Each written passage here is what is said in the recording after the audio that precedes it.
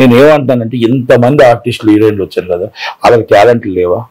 నేను మీకు టాలెంట్ ఉంటే కదా నువ్వు యాంకర్ చేశారు, టాలెంట్ లేకుండా యాంకర్ అవ్వలేదు కదా. నాకు టాలెంట్ ఉంది కాబట్టి కదా నువ్వు వచ్చి నాకు ఇంటర్వ్యూ చేస్తున్నావు. ఎందుకంటే టాలెంట్ లేకపోతే నన్ను ఎవరో చూడకపోతే నువ్వేందుకు చేస్తావు ఇంటర్వ్యూ? ఇవన్నీ నేనేమంటున్నానంటే మన ఆడపిల్లల్ని మీరు ఒక్కసారి అర్థం చేసుకోండి, మీ పిల్లలుగా మీరు అర్థం చేసుకోండి. మీ స్వార్థం కోసం మీకు మోసపోకండి. మోసం చేసేవాడు ఉంటాడు. మీరు కూడా ఒక స్వార్థం కోసం మీరు ఒకరు అక్కడ పోతున్నారు. ఆ స్వార్థం కోసం ఆలోచించుకుంటారు. ఇద్దరి దగ్గర స్వార్థం ఉంది. అది దాని మీద మనం ఏం మాట్లాడగలుగుతాం చెప్పండి. మీరు కాస్టింగ్ కౌచ్ ఉంది అంటే, కాస్టింగ్ కౌచ్ ఉంది అంటే ఎక్కడ కాస్టింగ్ కౌచ్ ఉంటుంది చెప్పండి. అంటే కాస్టింగ్ కౌచ్ అంటే మీరు బలవంతం చేస్తే కేసు పెడతారు. మిమ్మల్ని మీరు సెట్ లో మిమ్మల్ని మీద ఏదైనా లేఖకి దాడి జరిగితే కేసు పెడతారు. With in minutes and location is 1 hour, half an hour is complaint and issued is immediate complaint. మరి ఆ లొకేషన్ అప్పుడే 4 సంవత్సరాల క్రితం చెప్తే ఆ లొకేషన్ కి ఎక్కడ ఎవిడెన్స్ దొరుకుతాయి? ఇవన్నీ కూడా నేను ఎందుకు చెప్తానంటే పోలీసులు మస్ట్ షుడ్ రిపోర్ట్. మనం అలాగే ఛాంబర్ కి ఇవ్వాలి, ఇవన్నీ మనం రిపోర్ట్ ఏమి చేయకూడదు. ఇంకోటి ఏంటంటే ఆడపిల్లలు ఒక్కసారి మన ధైర్యంగా మీరు ఒక్కసారి ఆలోచించండి. మానం గొప్పదా, ప్రాణం గొప్పదా, మనకి క్యారెక్టర్ గొప్పదా అంటే మన మాన ప్రాణమే గొప్పదని మనం చెప్పుకుంటాం. క్యారెక్టర్ అనేది మనం అదృష్టం బాగుంటే, టాలెంట్ బాగుంటే వస్తుంది. ఒకళ్ళు ఆపలేరు, ఒకళ్ళు చెప్పలేరు. ఒకళ్ళు ఆపేటట్టయితే రమకృష్ణ గారు వచ్చారా, ఒకళ్ళు ఆపేటట్టయితే ఆమిని గారు వచ్చేవారా, ఒకళ్ళు ఆపేటట్టయితే విజయశాంతి గారు వచ్చారా, ఒకళ్ళు ఆపేటట్టయితే చిన్నమయ్య గారు వచ్చేవారా, ఒకళ్ళు ఆపేటట్టయితే రాధికా గారు వచ్చేవారా. So many is the peoples and heroines and పెద్ద మహామహులు ఉన్నారు. వీళ్ళందరూ ఇప్పుడు వస్తున్న హీరోయిన్లు కూడా ఒక్కొక్కరు 5-6 సినిమాలకు అవుతున్నారు. వాళ్ళు ఎవరు, ఏంటి, ఏ ఊరు, ఎక్కడా కాదు. సినిమా ఇండస్ట్రీలో మొత్తం చులకనగా మాట్లాడే వాళ్ళకి ఇది నా వార్నింగ్ ఏంటంటే, సినీ ఇండస్ట్రీలో అందరూ అలాంటి వాళ్ళు కాదు. ఎవరో చిన్న ఉంటాయి. నాట్ ఓన్లీ సినిమా ఇండస్ట్రీ, మీ కుటుంబంలో ఉంటాయి, మీ పక్కన ఉంటాయి, సాఫ్ట్వేర్ కంపెనీలో ఉంటాయి, ఉద్యోగస్తుల్లో ఉంటాయి, అవుట్ సోర్సింగ్ ఉద్యోగుల్లో ఉంటారు. ప్రతి దగ్గర కూడా ఆడపిల్లకి వేధింపులు ఉంటాయి. ఆడపిల్ల ధైర్యంగా ఎదుర్కొంటూ ఎదురుతుంటారు. మనం మాన ప్రాణాలు కాపాడుకోవడానికి మనమే ఆదిపరాశక్తి అవ్వాలి అని చెప్పి ఎన్నోసార్లు చెప్పాను, మళ్ళా చెప్తున్నా. మిమ్మల్ని మీరు కాపాడుకోవాలి, మిమ్మల్ని ఇంకొకరు కాపాడుతారు అనుకోవడం తప్పు. మిమ్మల్ని కాపాడటానికి పోలీసులు ఉన్నారు, మిమ్మల్ని కాపాడటానికి సిటీఎంస్ ఉన్నాయి, మిమ్మల్ని కాపాడటానికి ప్రజలు ఉన్నారు, మిమ్మల్ని కాపాడటానికి రోడ్డు మీద ఏదో జరుగుతుందంటే, అన్యాయం జరుగుతుందంటే ఆదుకోవడానికి మనుషులు ఉన్నారు. దయచేసి మనం ఏదైనా సరే నిర్భయంగా అప్పటికప్పుడు చెప్పాలి తప్ప ఆఫ్టర్ మనం ఎప్పుడైనా అయిపోయింది అనుకోండి మనం చెప్పం. ఇప్పుడు నేను చిన్న ఉదాహరణకు వచ్చిన కథ చెప్తా మీకు. ఇప్పుడు మీ దాంట్లో మీరు పని చేస్తున్నారు, లేకపోతే మీరు నా దగ్గరే పని చేస్తున్నారు.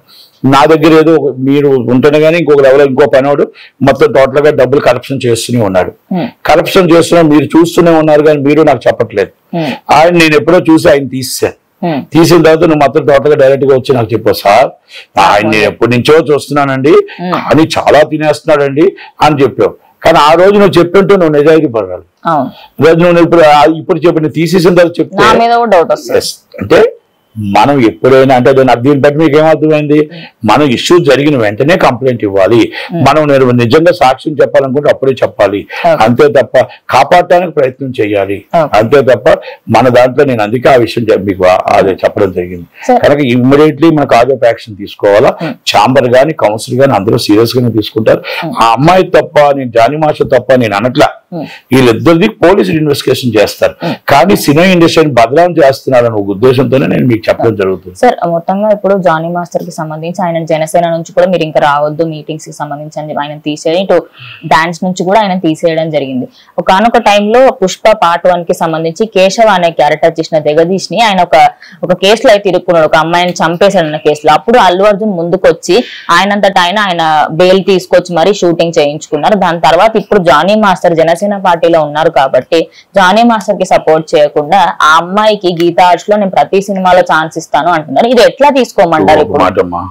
కేసులో మర్డర్ చేశాడా లేదా, కేసులో బెయిల్ ఇచ్చింది లేదా, కోర్టు ఇచ్చింది, కోర్టు బెయిల్ ఇచ్చింది. ఆ షూటింగ్ కంపల్సరీ కొన్ని కోట్ల రూపాయలు, కొన్ని 100 కోట్లు పెట్టారు కాబట్టి క్యారెక్టర్ అనేది కంపల్సరీ అన్నది ఫినిషింగ్ చేయాలి. కాబట్టి నెక్స్ట్ సినిమాలు చేస్తుంటే మనం చెప్పాలి. ఎందుకంటే కొన్ని 100 మంది కార్మికులు ఆయన ఏదో స్వార్థంతో తప్పు చేసినా మన ఇండస్ట్రియల్ సినిమా అయిపోద్ది కాబట్టి బెయిల్ ఎవరు తెచ్చారు ఏంటి, కోర్టు బెయిల్ ఇచ్చింది. ఇది ఒక అదొక డిఫరెంట్ ఇష్యూ. ఇప్పుడు ఇక్కడ అల్లు అర్జున్ గారు ఇక్కడ జనసేన కోసం తీసుకోవాల్సిన అమ్మాయికి కొరియోగ్రాఫర్ గా టాలెంట్ ఉందేమో, లేకపోతే టాలెంట్ ఉంటే నేను ఇస్తున్నాను అన్నాడేమో అనుకోవచ్చు. ఇక్కడ ఏమి పవన్ కళ్యాణ్ గారు చుట్టమేం కాదు ఆయన, one of the member Jani master.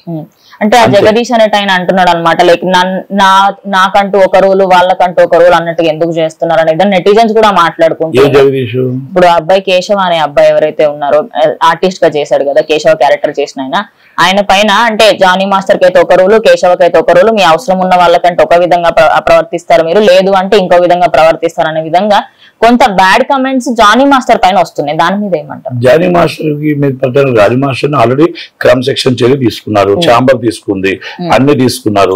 ఇక అవన్నీ కూడా మళ్ళీ అంతా ఓకే అయిన తర్వాత అవన్నీ వస్తాయి. కానీ ఇవన్నీ నాకు అర్థం కాలేదు. జగదీష్ గారిని అరెస్ట్ చేశారు పోలీసులు, ఇప్పుడు జానీ మాస్టర్ అరెస్ట్ చేయలేను అంటే ఆ ఇష్యూని ఇప్పుడు తీసుకొస్తున్నారు అనమాట, పాత జరిగిన ఇష్యూ. ఒకటమ్మా, ఇన్వెస్టిగేషన్ రిపోర్ట్ లో పోలీసులు ఇన్వెస్టిగేట్ చేసి వాళ్ళ డ్యూటీ వాళ్ళు చేస్తారు. వాళ్ళు నువ్వేం చేస్తావో మనం అడగడానికి మనకు రైట్ లేదు. మా ఛాంబర్ నుంచి ఏం చేసాము, ఇది కౌన్సిల్ నుంచి ఏం చేసాం, ఇది జనసేన నుంచి ఏం చేసిందని చెప్పారు. చట్టం దాని పని తను చేసి నెంబర్ 1. రెండోది, ఇప్పుడు ఆ కేసుల విషయంలో ఏం జరిగింది, ఎలా జరిగింది, అరెస్ట్ అయ్యారు, ఏం జరిగింది, అమ్మాయి ఎందుకు సూసైడ్ చేసుకుంది అనేది మనం దాని జోట్లకి వెళ్ళట్లేదు. కాకపోతే ఒక సినిమా ఇష్యూ మాత్రం ఏంటంటే సినిమా బెయిల్ మీద వచ్చారు, బెయిల్ మీద షూటింగ్ చేయాల్సిన బాధ్యత ఉంది. ఎందుకంటే 500 కోట్ల సినిమా కాబట్టి ఆ బ్యాలెన్స్ వర్క్ చేసిన తర్వాత ఫర్దర్ క్యారెక్టర్స్ ఎవరైనా ఇస్తే మనం దాని మీద తప్పు పట్టచ్చు.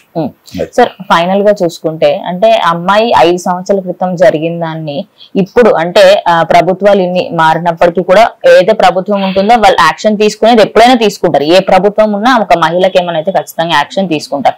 అంటే అప్పటికి ఆమె కేసు పెట్టుంటే ఇంకా ఫోక్సో కేసు కింద అటు జానీ మాస్టర్కి ఎక్కువ శిక్ష పడేది అని చెప్పేసి అయితే మాట్లాడుతూ ఉన్నారు కానొక టైంలో.